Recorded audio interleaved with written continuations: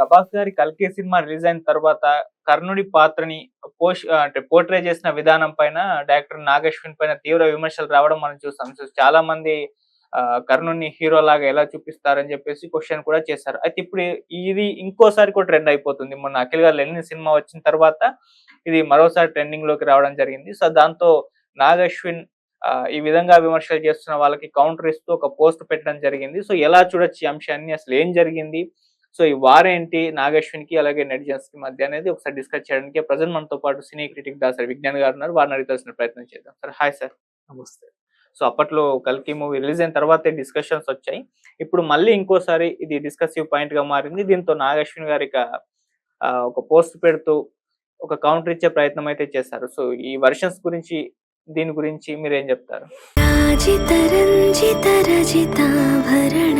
Pure in its form with grace made noble.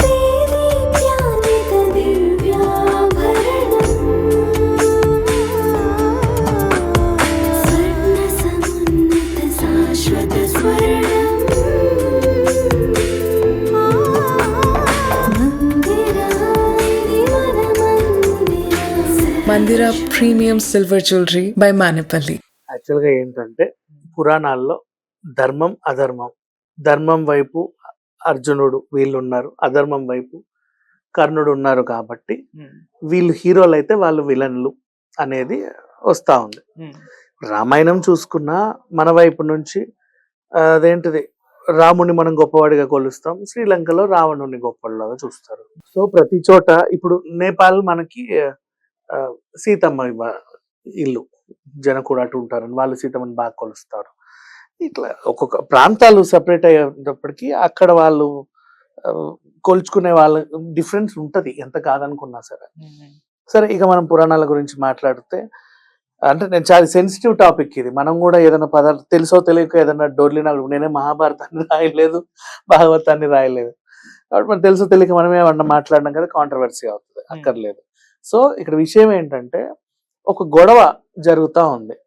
ఎందుకు జరిగింది అంటే రీసెంట్ గా 'లెనిన్' అనే సినిమా రిలీజ్ అయింది. వాళ్ళు మహాభారతాన్ని కంపేర్ చేసుకుంటూ అందులో వాడినటువంటి పాత్రలు, తీర్లు, తెన్నులు, ఆ ట్విస్ట్లు కలిపి ఆ విలన్ పాత్ర ఏదైతే ఉందో అది కర్ణుడి లాగా చిత్రీకరించేసరికి ఒక నెటిజన్ కర్ణుడిని ఇలాగే చూపించాలి అసలు, మరి మళ్ళీ మన 'కల్కి'లో మాత్రం గొప్పోడ్లా చూపించాడు ఆ డైరెక్టర్ అని చెప్పేసి అన్నాడు.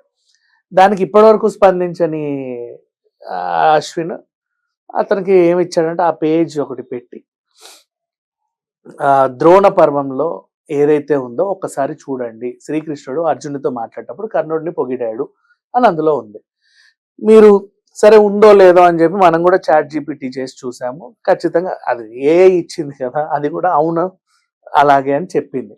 అయితే ఇక్కడ విషయం ఏంటంటే అప్పట్లో శ్రీకృష్ణుడు కర్ణుడి గొప్పదనాన్ని అర్జునుడికి చెప్పాడు. ఈ కథంతా అయిన తర్వాత ఇప్పుడు నువ్వు హీరోలని విలన్లని వెతుక్కున్నావు కానీ అప్పుడు యుద్ధంలో ఇటు అటు ఉన్నప్పుడు అవతల వాళ్ళ బలబలాలు వీళ్ళు తెలుసుకుంటారు కదా. అంతెందుకు సింపుల్ గా బాహుబలి వాడి బలం ఏంటి, వాడి సైనిక బలం ఎంత, వాడి ఆయుధ బలం ఎంత, అదెంత ఇదెంత, అందులో ఎవరెంత పవర్ఫుల్ అవన్నీ తెలుసుకుంటారు కదా. తెలుసుకోకుండా ఊరికే యుద్ధానికి వెళ్ళిపోరు కదా. తెలిసిన తర్వాత వీళ్ళు వ్యూహాన్ని మారుస్తారు. మేబీ అలా కూడా చెప్పొచ్చు. ఇప్పుడు ఇక్కడ అక్కడ చూపించింది ఏంటి, చాలా తెలివిగా ఆలోచించండి దీని గురించి. ఊరికే మనకి ఏదో అరచేతిలో ఫోన్ ఉంది కదా అని చెప్పి ప్రతి ఒక్కడు వాగుతా ఉంటాడు కానీ అవసరం లేదు.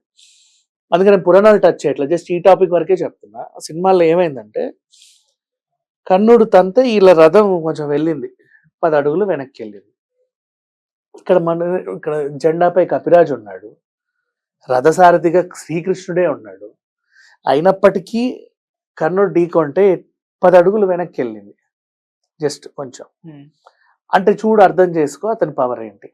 సో అతను జయించాలంటే ఏం చేయాలి, ఏదో ఉంటది అతనికి. ఇప్పుడు కొన్ని సినిమాలలో అతనికి కోపాన్ని ఎలా తగ్గించాలి అంటే కాలు కింద కన్ను ఉంటది, దాన్ని ఇలా చేస్తే అతని కోపం తగ్గుద్ది. ఇక్కడ ఏదో ఉంటది, ఇక్కడ ఏదో ఉంటది, దాన్ని పొడవాలి, దాన్ని విరచాలి. ఇట్లాంటి ఏవో చాలా సినిమాల్లో చూసాం కదా.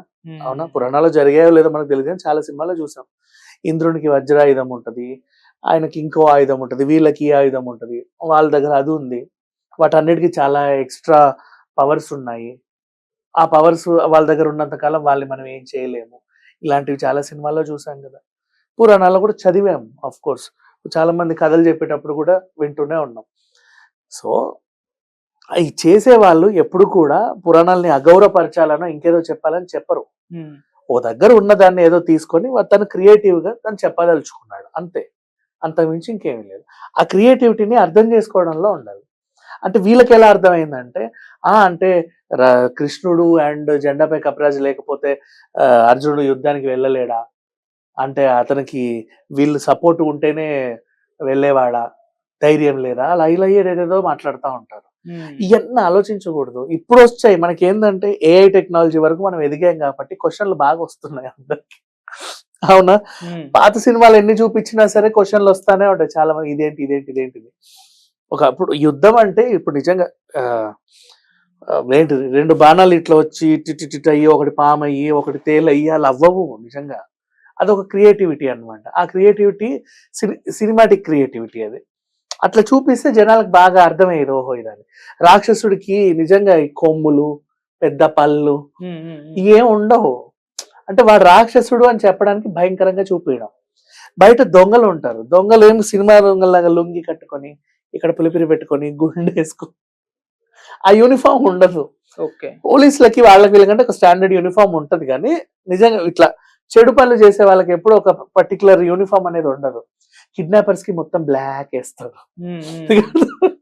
అదేంటంటే సినిమాటిక్ గా నీకు అలా చూపించడం, అది చూపించే ప్రయత్నం చేయడం, నువ్వు అప్పుడు కన్విన్స్ అవుతుంది నీ కళ్ళు, ఓహో వీడు ఇలాంటి వాడు, వాడు అలాంటి వాడు, ఇలాంటి వాళ్ళు.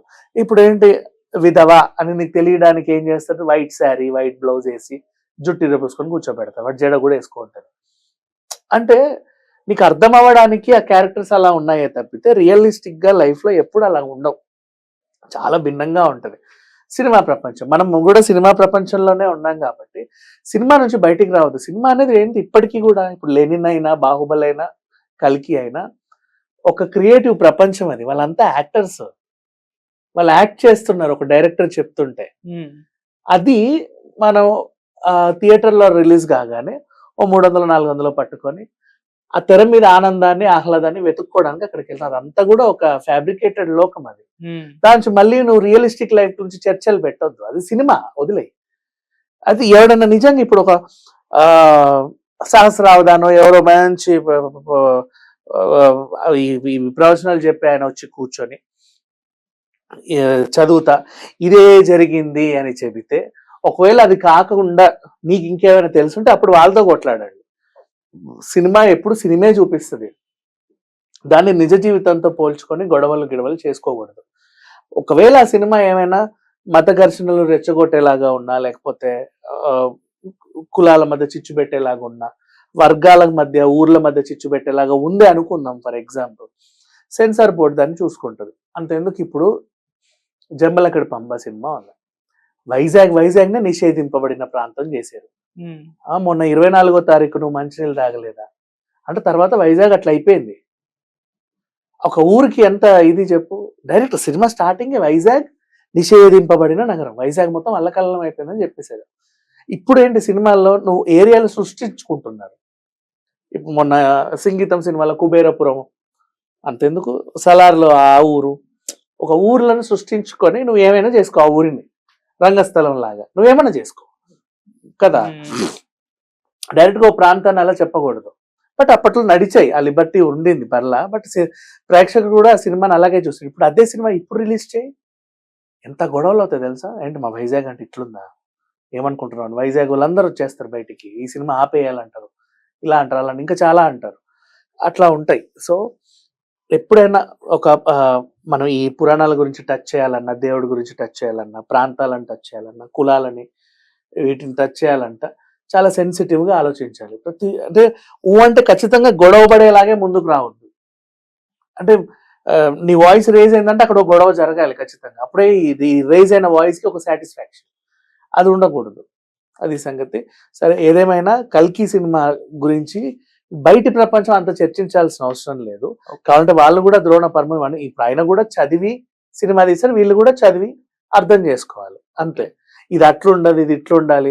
మళ్ళీ ఏదన్నా అంటే ఆది పురుష రాముడికి మీసాలు ఉంటాయా, లేకపోతే ఇంకొకరికి ఇది ఉంటదా అది ఉంటదా.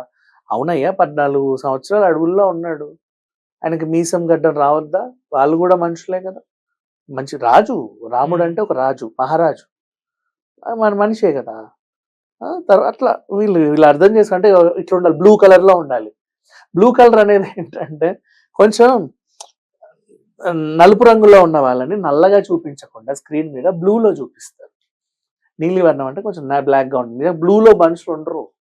కృష్ణుడిని కానీ రాముడిని కానీ ఎందుకు బ్లూలో చూపిస్తారు అంటే అది తెర మీద నీకు అర్థం కావడానికి. కానీ పురాణాలు కూడా నీలి మేఘ శ్యాముడు అన్నట్టుగా కొద్దిగా వర్ణించడం అయితే నలుపే అది. నీలి అంటే నలుపు కిందికి కూడా వస్తుంది. నీలి మేఘ శ్యాముడు అంటే నల్ల మేఘాలు. ఓకే, నీలి మేఘాలు నల్ల మేఘాలు.